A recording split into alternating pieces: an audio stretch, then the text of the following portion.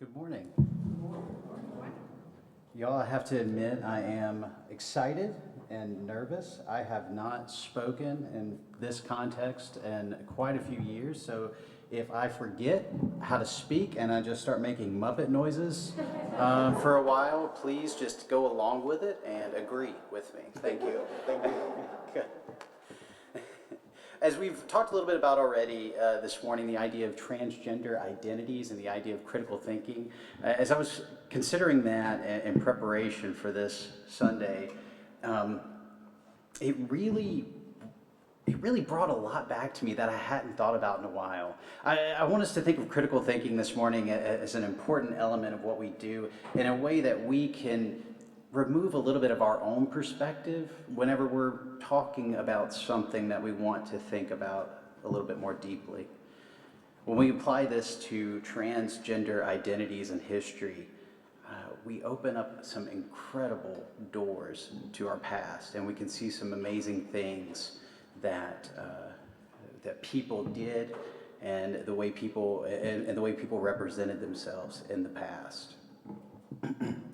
Now, to begin, I couldn't quite figure out exactly the best place to start. The reason why is if you look at any part of history and you really start to dig, you will find gender diversity. You will find gender queer identities spread throughout all times and all people. But I wanted to start specifically at a place that we may relate to a little bit more.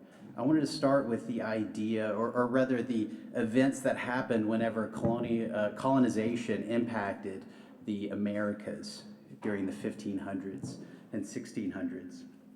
This is one of the first examples that we see, or I'd say first example, it's one of the best examples that we can see of how these ideas clashed and were very, detrimental to one another at the time. Two-spirit people, as they're known among Native communities, are often seen as important individuals. These individuals represent gender from a bigger perspective than just a binary perspective. An individual known as Spotted Eagle from the White Mountain Apache tribe spoke in the 1940s of how they were carted away and hidden by their community because of their two-spirit identity. They were hidden because at this point the schools had started to come into their community, the American schools, and had started to kind of push these views on Spotted Eagle and others. So to protect this individual, they were removed from the community and hidden away so that they could continue to grow and develop as the community saw fit and not as this opposing force saw fit. But we see these trans holy people showing up in every culture that we look at throughout history. During colonization in the 16th century, we see opposition to transgendered and genderqueer identities. Antonio de la Calancha writes about Balboa's expeditions in the 16th century. And in this, he writes that when Balboa saw men dressed like women, and Balboa learnt that they were sodomites, he threw the king and 40 others to be eaten by his dogs. These are tough words, but I thought it was important to share the words that Calancha had written down. As soon as Balboa saw these other identities, he found it appropriate to meet it with resistance. But why is that? I can't help but wonder. Why would that be someone's reaction to seeing a different gender representation in front of them? I want to read this next line that Calancha wrote, and I want to apologize ahead of time because it sounds so satirical that I almost want to laugh. You know, as somebody who reads satirical papers all the time in our modern culture, right? We hear lines like this and we almost want to laugh. But the reality is this was something that was said in all seriousness. Calancha went on to describe Balboa's actions as a fine action of an honorable and Catholic Spaniard. Balboa did this because he thought it was the right thing, the appropriate thing. We look through history and we see that always the ideas of colonialization and capitalism in opposition to gender diversity and gender queerness, in opposition to those structures that existed long before people like Balboa came to those areas. Frederick Engels proposed that this power started with the consolidation of goods. In his theory, he theorizes that once individuals were able to consolidate goods such as dried meats, cheeses, and other things, that they were able to consolidate power, and this led to the first basis of gender oppression. It's really heartbreaking for me to realize that cheese is mentioned as a specific resource used. I've loved cheese my whole life, and I feel so betrayed. It's also important to note that during this time, individual cultures had their own ways of identifying, labeling, and viewing this. Our modern language is fairly new when it comes to transgender and genderqueer identities. The words that we use today didn't always exist. But also during this time, we didn't just see colonization clashing with genderqueer identities and ideas. We see genderqueer identities and ideals being used as resistance during colonization. Someone who I found very interesting to look into their story and study more about them was Joan of Arc. I don't know if you've read much about this individual or what their life was like, but I found it very fascinating. Maybe you're familiar with some of the Hollywood representations and depictions of this young woman who feels called to lead and leads during the French, leads during the 100-Year War, serving for the French. And that is certainly true, but there's so much more to that. Joan of Arc was eventually put to death for the accused crime of cross-dressing. See, when Joan of Arc rose to fame and notoriety during their life, during the 100-Year War, they embodied something that was very powerful, something that was very dynamic, something that was somewhat of an issue for the powers that be. They didn't really like it. She came from the area of Lorraine, which was known by the church at the time to be a very pagan and heathen land where people held on to the old traditions and wouldn't accept the new modern ways of the church. When she was captured by the English, they used slurs to denounce her. They used titles that would roughly translate to man woman or masculine woman. These were to, these slurs were to bring her pain, but were also to indicate that her identity and expression did not match what they saw. When Joan of Arc was put to death, the Catholic Church made a point to prove her gender identity by parading her body around for the people to see. This isn't the only example, though, during these time periods. Another example that I found absolutely incredible and inspiring was the example of a man by the name of Thomas Rees. Thomas Rees is given credit as being one of the very first Rebeccas of the of the group Rebecca and Her Daughters. Rebecca and Her Daughters are this incredible, exciting group of revolutionaries who would dress in drag and go out and tear down symbols of oppression in their community. They would do things like get rid of toll booths so that people could pass and take their produce to market to sell. They would do things like get rid of governors' homes and move and remove these structures that had been placed there that represented the powers that were keeping them down. It's interesting that they dressed in drag to do this. Thomas Rees is given credit as the first Rebecca. Thomas Rees was a man. There's no indication that he identified as a woman, but still he donned this persona of Rebecca to step out and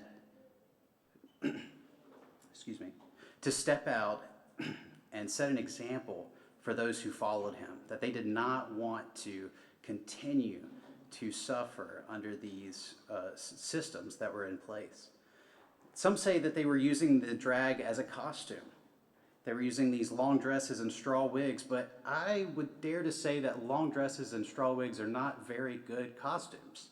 I don't think these people suddenly became invisible when they donned this. I think they were hearkening back to something that they found power and authority in the same way that Joan of Arc came from this area known as Lorraine, this area that had so much to do with following the customs of the Gentiles and the heathens. I think Rebecca and her daughters were trying to do the same thing. We're trying to inspire and encourage the people by donning this costume, by donning this representation of gender queerness. Another incredible example during this time that I found that really inspired me and showed me that there were genderqueer people who were having successful lives during this time. Maybe you're familiar with General Pulaski, the leader of the Cavalry during the Revolutionary War. Well, within the past decade, there have been a lot of discoveries about General Pulaski, including that the potential of an intersex identity. General Pulaski being a short man, being someone whose life was somewhat shrouded in privacy. The family had a private baptism when he was born versus a public baptism at the church so that he could have some notoriety in that. Oh, thank you. Someone's watching out for me.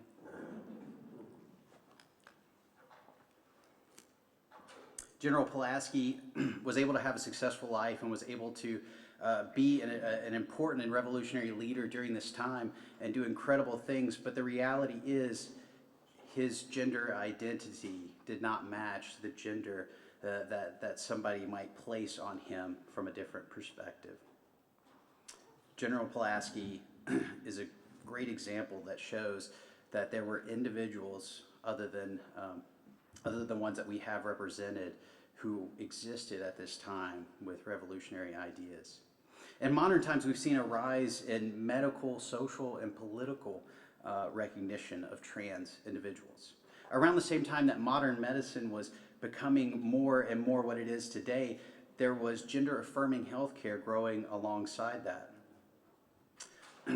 There were individuals who were trying to describe it, trying to put terms to it. Karl Heinrich Urix coined the term earnings to describe a female soul enclosed in a male body. This was the first instance of modern language giving label and definition to transgender identities, and this happened in 1864.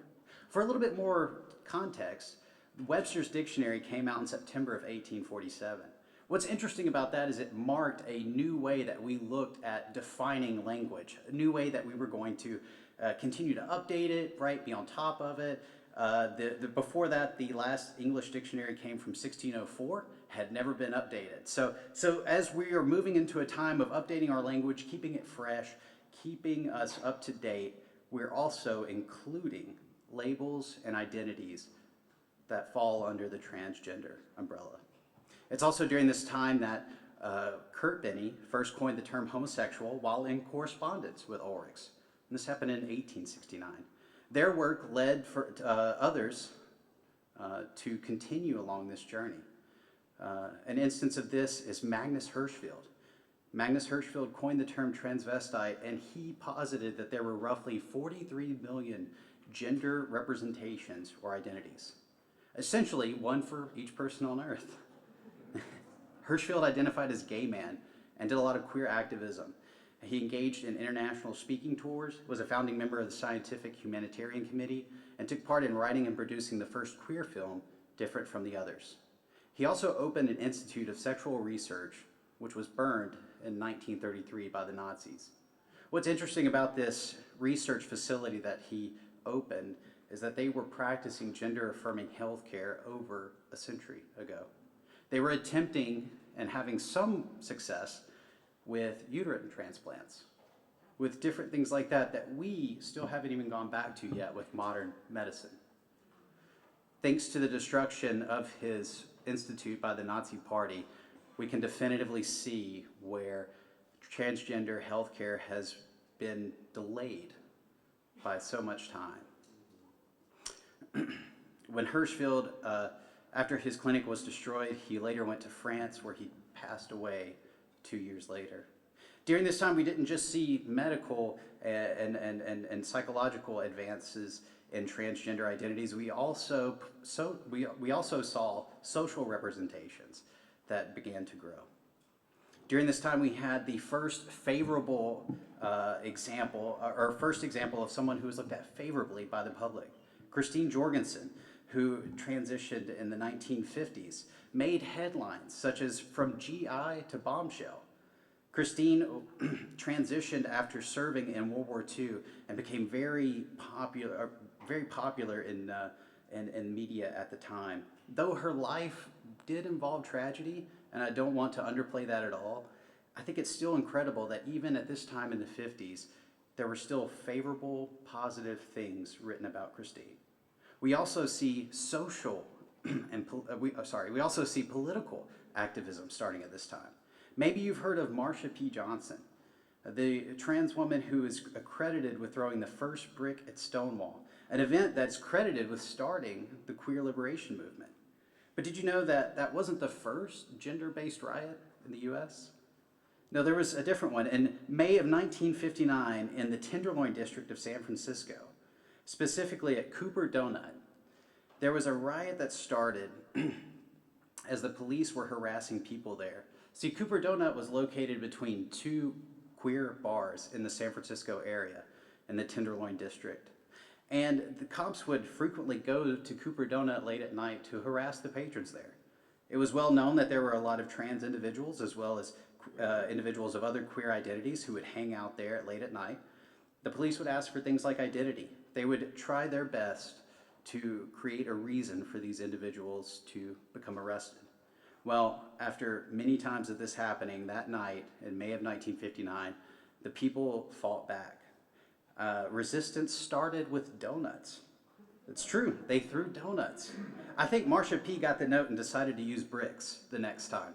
But after that, the brawl moved into the streets, and it was said to have lasted for the rest of the weekend. It's not something that the San Francisco Police Department chronicled that well at the time. No one wants to talk about the fight with donuts that lasted 2 weeks. But during this time, we also see so much overlap with the labor and civil rights movements of this era.